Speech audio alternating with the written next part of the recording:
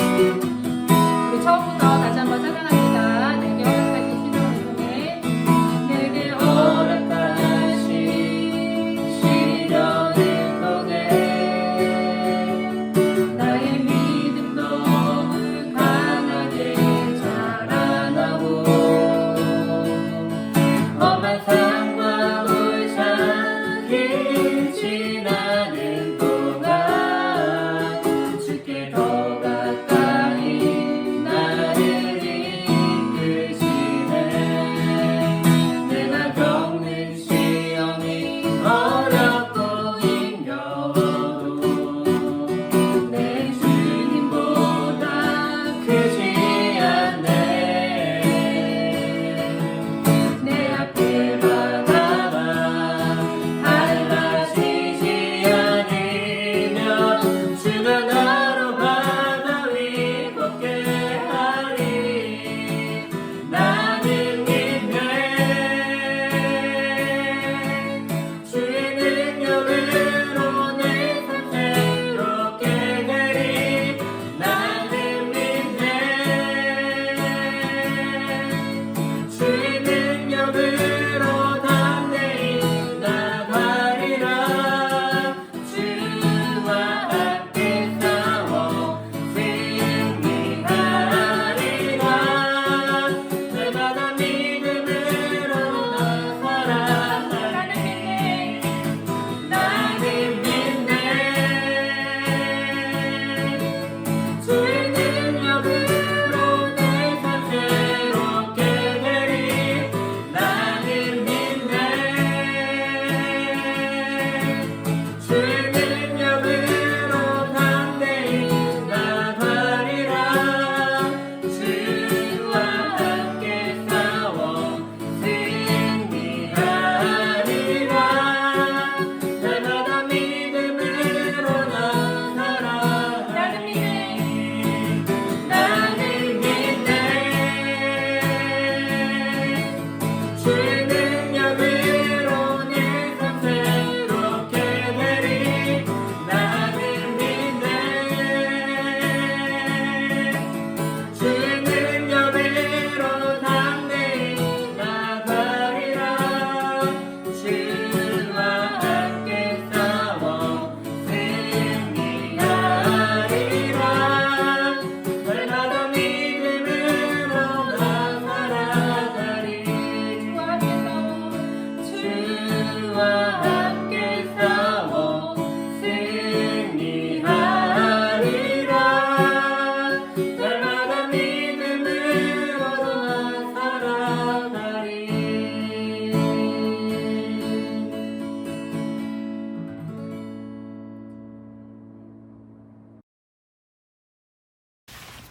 우리 9월의 말씀 3번씩 읽도록 하겠습니다. 시작. 곧 우리가 원수 되었을 때에 그의 아들의 죽으심으로 말미암아 하나님과 화목하게 되었은즉. 로마서 5장 10절 상반절 말씀. 다시 한번. 곧 우리가 원수 되었을 때에 그의 아들의 죽으심으로 말미암아 하나님과 화목하게 되었은즉. 로마서 5장 10절 상반절 말씀. 다시 한번. 곧 우리가 원수 되었을 때에 그의 아들의 죽으심으로 말미암아 하나님과 화목하게 되었은즉. 로마서 5장 10절 상반절 말씀.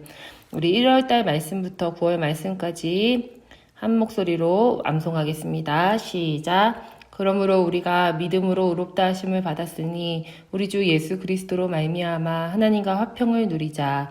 또한 그로 말미암아 우리가 믿음으로 서 있는 이 은혜에 들어감을 얻었으며 하나님의 영광을 바라고 즐거워하느니라.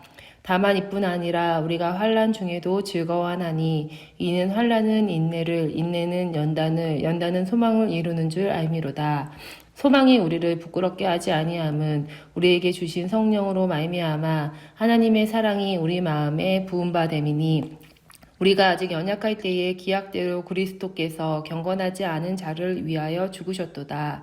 의인을 위하여 죽는 자가 쉽지 않고 선인을 위하여 용감히 죽는 자가 혹 있거니와. 우리가 아직 죄인 되었을 때에 그리스도께서 우리를 위하여 죽으심으로 하나님께서 우리에 대한 자기의 사랑을 확증하셨느니라. 그러면 이제 우리가 그의 피로 말미암아 의롭다 하심을 받았으니 더욱 그로 말미암아 진노하심에서 구원을 받을 것이니 곧 우리가 원수 되었을 때에 그의 아들의 죽으심으로 말미암아 하나님과 화목하게 되었은즉. 로마서 5장 1절에서 10절 상반절 말씀. 아멘. 오늘 우리에게 주시는 하나님의 말씀은 사도행전 7장 54절에서 8장 3절까지의 말씀입니다. 그들이 이 말을 듣고 마음에 찔려 그를 향하여 이를 갈거늘 스데반이 성령 충만하여 하늘을 우러러 주목하여 하나님의 영광과 및 예수께서 하나님 우편에 서신 것을 보고 말하되 보라 하늘이 열리고 인자가 하나님 우편에 서신 것을 보노라 한데 그들이 큰 소리를 지르며 귀를 막고 일제히 그에게 달려들어 성 밖으로 내치고 돌로 칠세 증인들이 옷을 벗어 사울이라 하는 청년의 발 앞에 두니라. 그들이 돌로 스데반을 치니 스데반이 부르짖어 이르되 주 예수여 내 영혼을 받으시옵소서 하고 무릎을 꿇고 크게 불러 이르되 주여 이 죄를 그들에게 돌리지 마옵소서 이 말을 하고 자니라. 사울은 그가 죽임 당함을 마땅히 여기더라. 그날에 예루살렘에 있는 교회에 큰 박해가 있어 사도 외에는 다 유대와 사마리아 모든 땅으로 흩어지니라. 경건한 사람들이 스데반을 장사하고 위하여 크게 울더라. 사울이 교회를 잔멸할새 각 집에 들어가 남녀를 끌어다가 옥에 넘기니라. 아멘.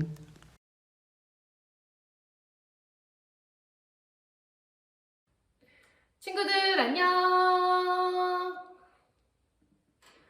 우리 여러분교회 중고등부 친구들 한 주간도 잘 지냈나요? 네, 이제 갑자기 날씨가 아침 저녁으로 쌀쌀해진 날씨가 되었어요. 정말 가을 날씨 같죠? 전사님은 비염이 있어서 이런 환절기에 굉장히 고생을 하는데 우리 친구들도 건강 잘 챙기고 이번 주에 있을 추석에도 어디에 있든지 안전하게 잘 보내시기 바랍니다. 그리고 다음 주까지는 우리 중고등부에서는 온라인 예배로 드릴 것 같아요. 그래서 우리 친구들이 친척집에 가든 할머니 할아버지 댁에 가든 집에 있든 어디서든지 온라인으로 예배 잘 드리면서 하나님께 영광 돌리는 그런 주일이 되었으면 좋겠습니다. 우리 다음 주까지는 온라인으로 만나도록 하겠습니다. 우리 지난주 말씀을 기억해 보도록 하겠습니다. 지난주에는 스데반 집사님의 설교에 대해서 말씀을 전했습니다. 스데반은 사내들인 공회에 끌려와서 많은 사람들이 너가 정말 그렇게 말했냐? 라고 얘기했을 때 어떤 이야기부터 시작하냐면 아브라함의 이야기부터 시작해서 쭉 이스라엘의 역사를 쭉 훑어서 내려옵니다.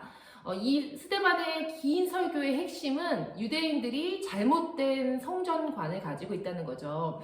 하나님은 한정된 공간, 한정된 장소에 갇혀 계시는 분이 아니라는 거예요. 그런데 너희는 그 성전을 우상시하면서 하나님이 너에게 보내신 메시아를 죽였다라는 것이 이 설교의 핵심이었죠. 그래서 스데반은 너희가 정말로 하나님을 섬기는 것인지 성전이라는 우상을 섬기는지 잘 봐라 라고 이야기한 거였어요.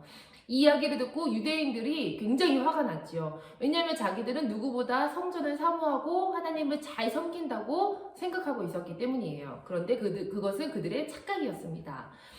이들이 만약에 정말로 하나님을 잘 섬기는 이들이었다면 메시아가 오셨을 때, 그리스도가 이 땅에 오셨을 때 그를 알아봤어야겠죠. 그리고 그를 잘 따랐어야 합니다. 하지만 그들은 성전을 우상시하면서 메시아를 버린 자들이었습니다. 그런데 생각해보면 우리도 그럴 수 있다는 거죠. 우리도 교회를 지킨다고 하면서 복음을 버릴 수 있고 예배를 지킨다고 하면서 하나님을 버릴 수 있습니다. 교회도 성경 말씀도 내 신앙도 다 우상이 될 수 있다는 것을 우리가 잊어서는 안 됩니다. 그러므로 우리는 날마다 깨어 있어야 돼요. 이것을 분별하는 게 쉽지가 않겠죠. 우리는 날마다 마음과 귀를 성령님께 열어놓아야 합니다. 스데반이 이 유대인들에게 뭐라고 얘기했는지 기억나시죠? 마음과 귀에 할례받지 못한 자들아 라고 했어요. 목이 곧고 마음과 귀에 할례받지 못한 자들. 그러므로 우리는 주님 앞에 늘 겸손하여서 우리의 마음과 귀를 주님께 열어놓아야 합니다. 그리고 주님이 인도하시는 그 길을 따라가는 우리 친구들과 또 전도사님 되었으면 좋겠습니다. 오늘 말씀은 그 이후에 벌어진 일들에 관한 말씀입니다. 이 스데반의 설교가 이제 끝났어요. 그러자 그 뒤에 그 자리에 있던 사람들이 어떤 반응을 보였을까요? 굉장히 화가 났다고 했죠. 54절 말씀을 보면 그들이 이 말을 듣고 마음에 찔려 그를 향하여 이를 갈거늘이라고 합니다. 그들이 이 사내들이 공회에 있던 많은 사람들이 이 말을 듣고 스데반의 말을 듣고 마음에 찔려 그를 향하여 스데반을 향하여 이를 갈았다고 하죠. 마음의 찔림을 받았다고 하면 우리는 우리나라의 그런 정서상으로는 양심의 가책을 받았다라고 그렇게 의미가 이해가 되죠. 하지만 이들은 양심의 가책을 받은 게 아니었어요. 이들은 스데반의 말을 듣고 한마디로 속이 뒤집어졌다 뭐 이런 뜻인 거예요. 그래서 그 뒤에 구절에 나오듯이 이를 갈았다고 나오죠. 이를 바득바득한 거예요. 그런데 스데반은 이들의 모습과 완전히 정반대되는 대조되는 모습을 보입니다. 우리 55절에서 56절 말씀을 우리 한 목소리로 읽어보겠습니다.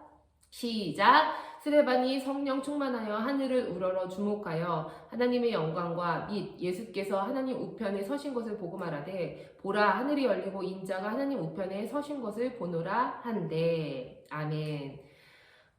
사내들인 공회원들이 이를 갈거늘 이라고 그 전에 구절이 54절이 끝났는데 바로 이어지는 다음 구절은 스데반이 성령 충만하여 라고 이어집니다. 이를 갈았다는 것은 이들이 짐승처럼 스데반을 죽이려고 했다는 거죠. 극한의 분노를 표출하는 그런 행동이었던 거예요. 이를 바득바득 하는 것은. 그런데 우리말 개역개정에는 그런 게 나와 있지 않지만 영어 성경을 찾아보니까 그런 유대인들, 이를 갈고 있는 유대인들과는 달리 but, 그러나 스데반은 성령 충만했다. but이라는 단어가 들어가 있더라고요. but 성령 충만했다. 스데반은 성령 충만했다 라고 나와 있어요. 막 분기탱천해서 짐승처럼 당장 달려들 것처럼 이를 가는 사내들인 공회에 모인 이 유대인들의 모습과 성령 충만하여서 혼자 정말 평화롭게 앉아있는 스데반의 모습이 너무 대조적이죠.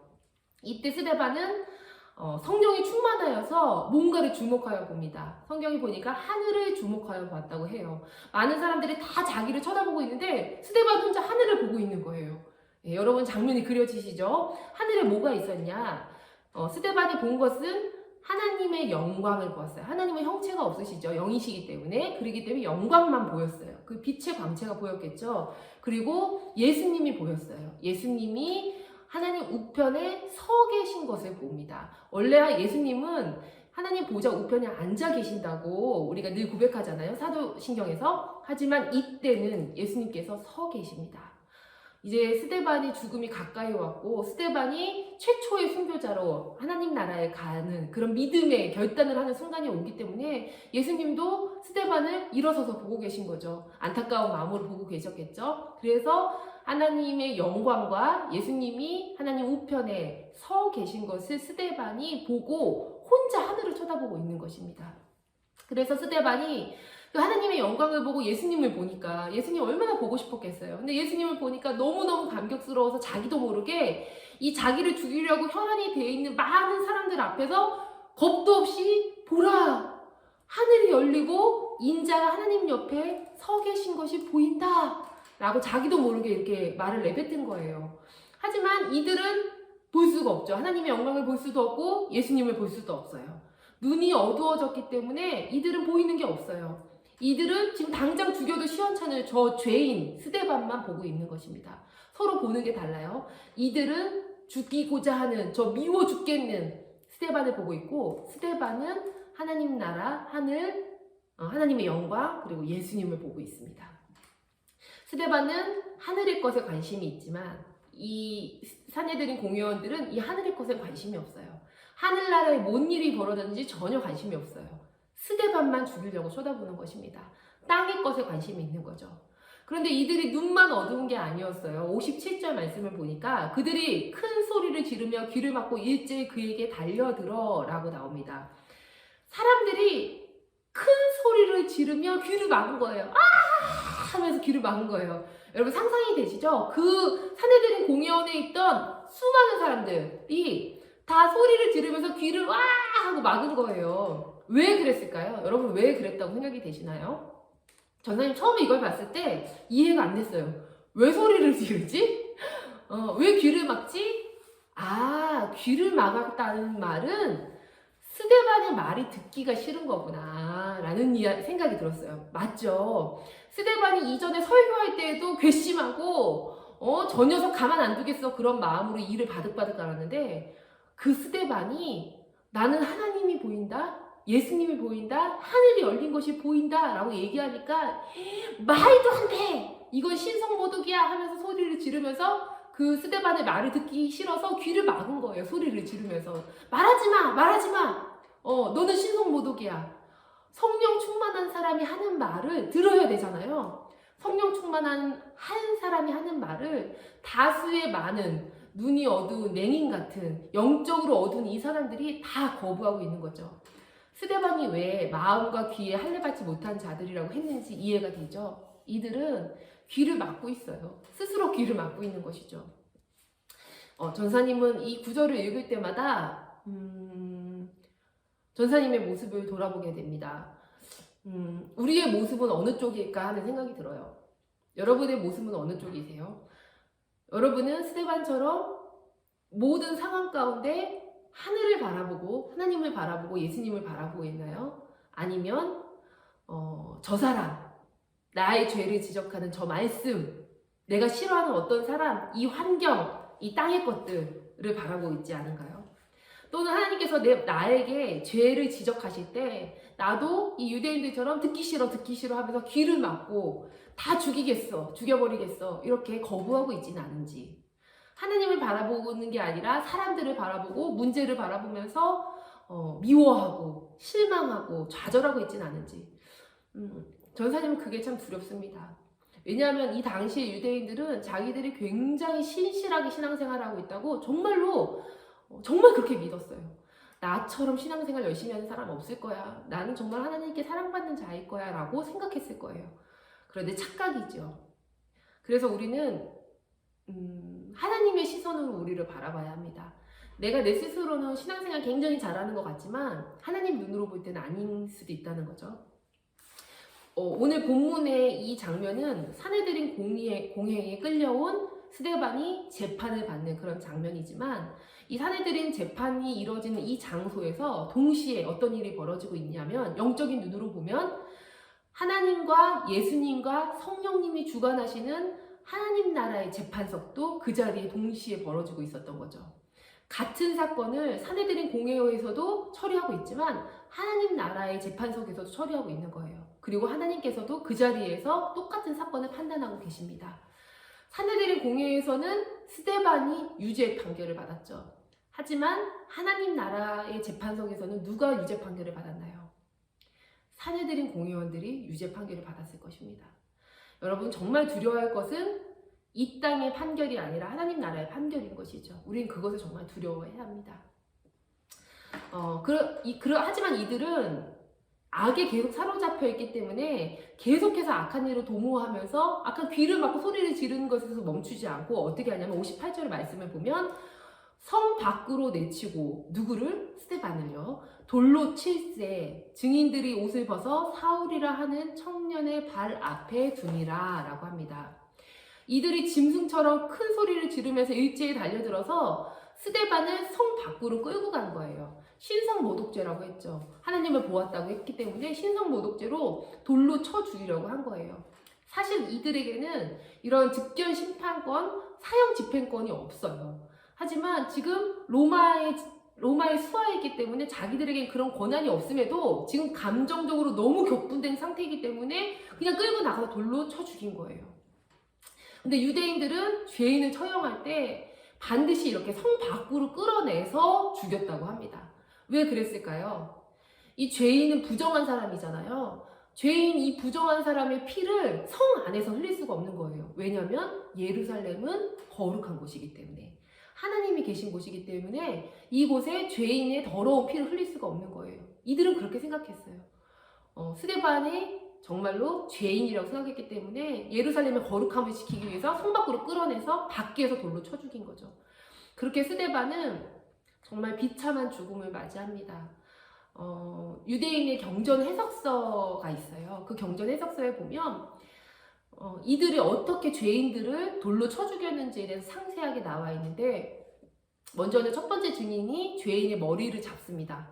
그런 다음에 돌로 머리를 내리쳐요. 그럼 이 사람이 쓰러지겠죠? 그럼 두 번째 증인이 나타나서 두 번째 증인이 그 쓰러진 죄인의 가슴을 돌로 칩니다. 그러면 그 사람이 심장의 가격을 받게 되죠. 그러면 그 주변에 둘러서 있던 많은 사람들이 이제서야 준비하고 있던 돌을 막 던지는 거예요. 그렇게 서서히 피를 흘리며 죽어가요.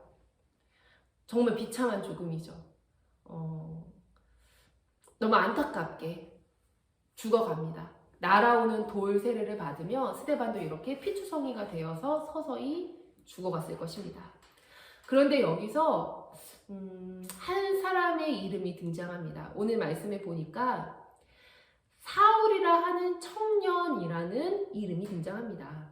사람들이 돌로 쳐 죽이려 할 때, 스데반을 돌로 쳐 죽이려 할 때 자기의 옷을 벗어요. 왜냐면 이스라엘의 옷은 굉장히 긴 옷이었잖아요. 그러니까 돌로 치기에는 굉장히 거추장스러웠기 때문에 이 옷을 벗어서 사울이라는 사람, 믿을 만한 사람이겠죠? 그 사람 발 앞에 둔 것입니다. 그랬다는 것은 이 사울이라는 청년이 이들의 맨 앞에 있었다는 거죠. 맨 앞에 있었기 때문에 사람들이 돌로 칠 때 여기 옷을 맡아두도록 한 거예요. 그리고 이 스데반을 돌로 쳐 죽이는데 이 사울이라는 청년이 어떤 주도적인 역할을 했다는 그런 의미이기도 합니다. 그렇게 이 사울은 맨 앞자리에서 굉장히 많은 사람들이 모였을 텐데 그 맨 앞자리에서 스데반이라는 예수를 믿는 그 죄인이 돌에 맞아 서서히 죽어가며 피를 흘리며 뼈가 부서져가며 그런 죽는 모습을 천천히 처음부터 끝까지 다 지켜보았을 것입니다. 그런데 사울이 굉장히 놀랬을 거예요.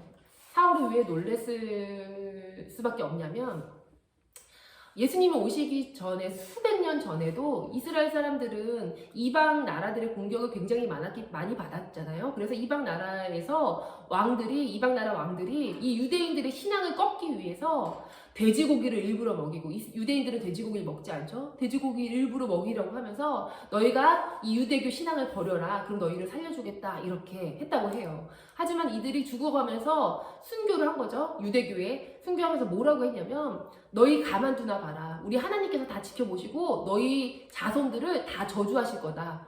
너희 잘 봐라. 너희 다 죽게 될 거다. 내가 이렇게 죽지만 하나님은 우리를 버리지 않는다. 너희가 죽게 될 거다. 라고 저주를 퍼부으면서 이들이 순교했다고 합니다.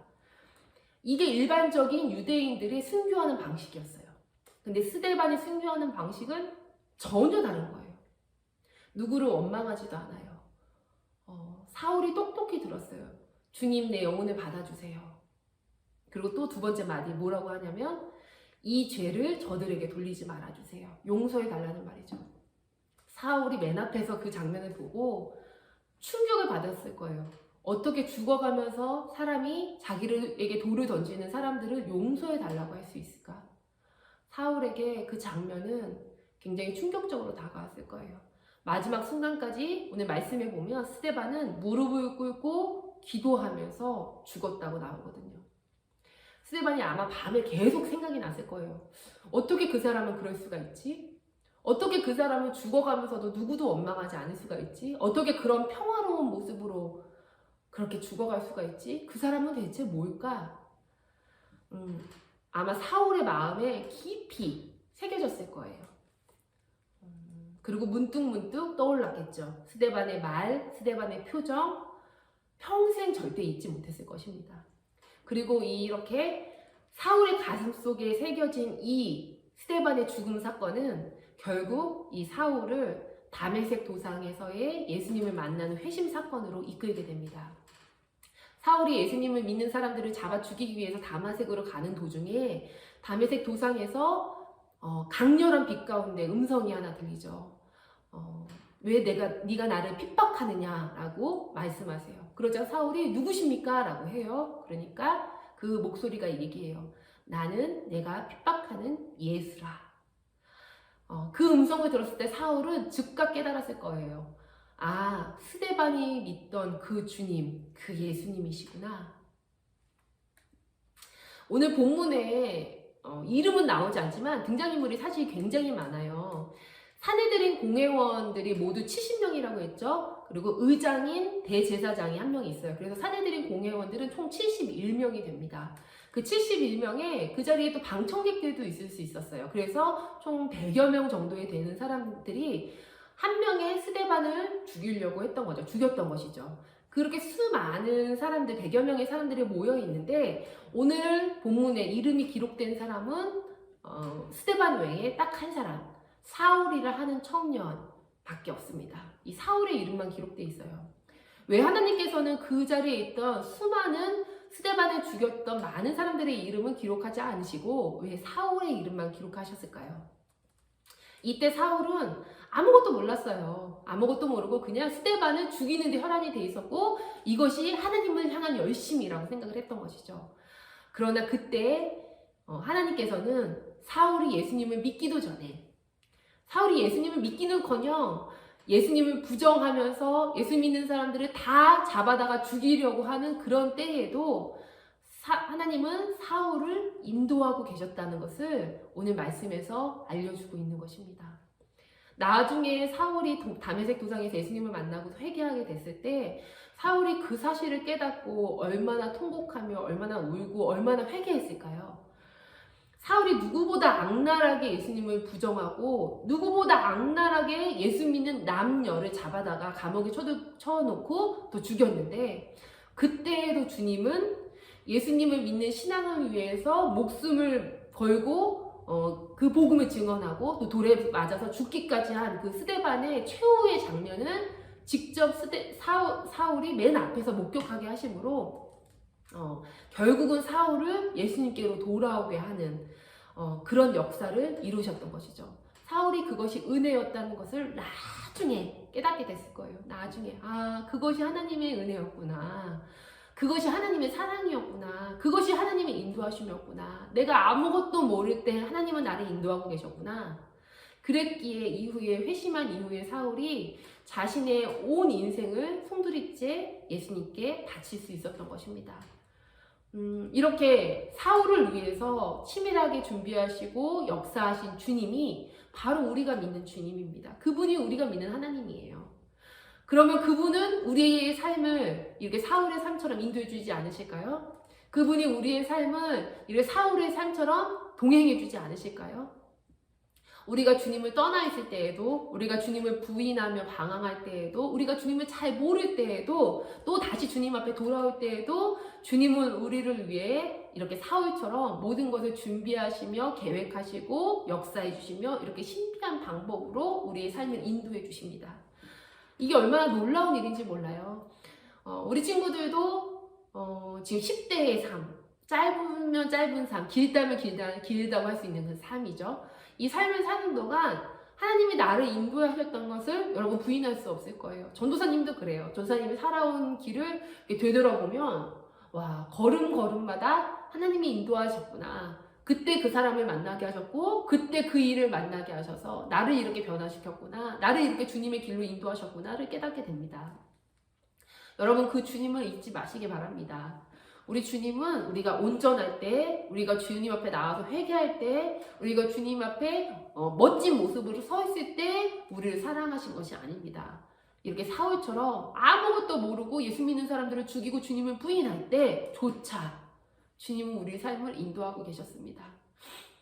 전사님이 한창 고등학교 때 방황하고 중학교 때 방황할 때에 전사님 친구들하고 노래방에 가서 막 노래를 부르고 있었어요. 가요를 불렀겠죠. 가요를 부르고 있는데 나중에 기도하면서 깨닫게 됐어요. 전사님이 노래방에서 노래를 부르는 그 순간에도 예수님이 전사님 옆에 계시다는 것을 깜짝 놀랐어요. 예수님은 내가 기도할 때, 내가 말씀을 볼 때, 교회 나올 때만 함께 계시는 줄 알았거든요. 아니면 내가 보통의 착한 삶을 살 때만 함께 계시는 줄 알았는데 그렇지 않을 때 조금은 하나님 길에서 벗어난 나쁜 길을 갈 때에도 주님 그 자리에 나와 함께 계셨다는 것을 저는 나중에 깨닫게 됐어요. 사울도 그것을 나중에 깨닫게 됐을 때 너무너무 감사하면서 하나님 은혜에 감격했을 거예요. 여러분의 삶도 우리 하나님이 인도하고 계십니다. 우리 친구들이 지금 어떤 삶을 살더라도 하나님은 우리 친구들의 삶을 인도하십니다. 우리 친구들 그 사실 믿으시기 바랍니다. 우리의 삶을 인도하시고 동행하시고 우리의 삶을 계획하시고 우리를 사랑하시는 그 주님 앞에 우리를 맡겨드릴 수 있는 우리 친구들이 되었으면 좋겠습니다.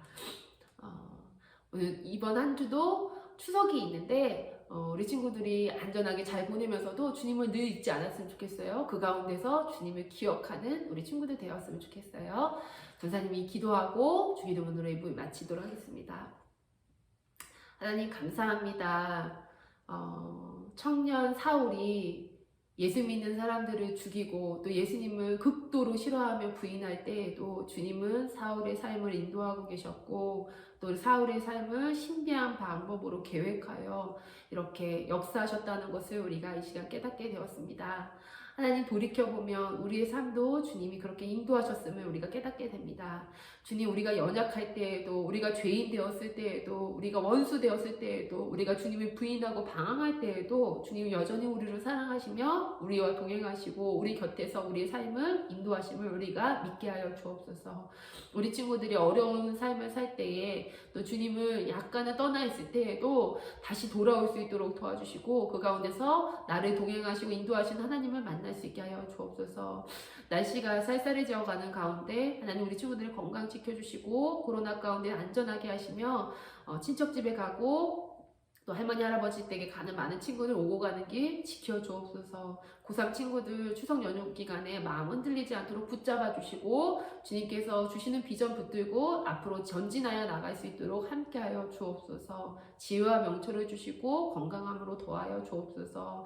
멀리 있는 많은 친구들 선생님들 우리가 하나 되게 하시고 여름의교회 중고등부임을 잊지 않게 하여 주옵소서. 한 주간의 삶도 주님께 맡겨드리며 예수님의 이름으로 기도드립니다.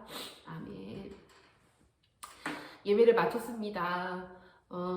우리 친구들 오늘 말씀처럼 우리가 연약할 때, 우리가 죄인 되었을 때, 우리가 원수 되었을 때조차 우리를 인도하시는 주님 날마다 기억하며 주님 앞에 나아가는 친구들 되길 바랍니다. 한 주간도 말씀 붙들고 승리하는 친구들 되길 바래요. 다음 주에도 온라인으로 또 만나겠습니다. 안녕. 나의 부르심 그 길을 따라 한 걸음씩 걸어갈 때에 그 길 끝에 날 맞아 주시느니 하나님의 사랑 예수 그리스도 나를 부르신 그 사랑의 음성 내 마음에 들려올 때에 찬송하며 그 음성 따라가리 주를 경배하며 달려가리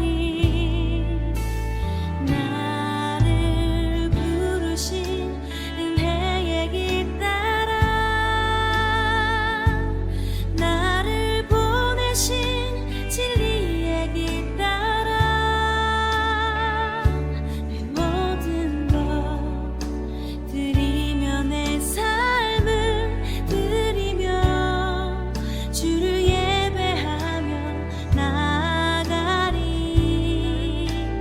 나를 부르신 은혜의 길 따라 나를 보내신 진리의 길 따라 내 모든 것 드리며 내 삶을 드리며 주를 예배하며 나아가리 그 길 따라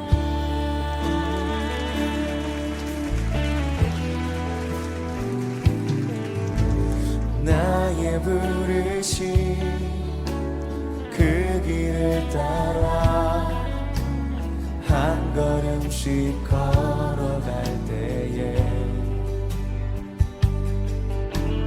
그 길 끝에 날 맞아 주시느니 하나님의 사랑 예수 그리스도 나를 부르신 그 사랑의 음성 내 마음에 들려올 때에 찬송하며 그 음성 따라가리 주를 경배하며 달려가리 나를 부르신 은혜의 길 따라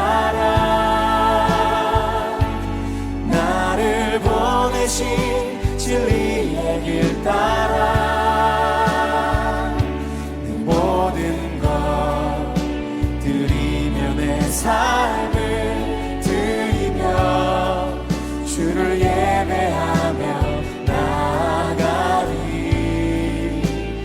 나를 부르신 은혜의 길 따라 나를 보내신 진리의 길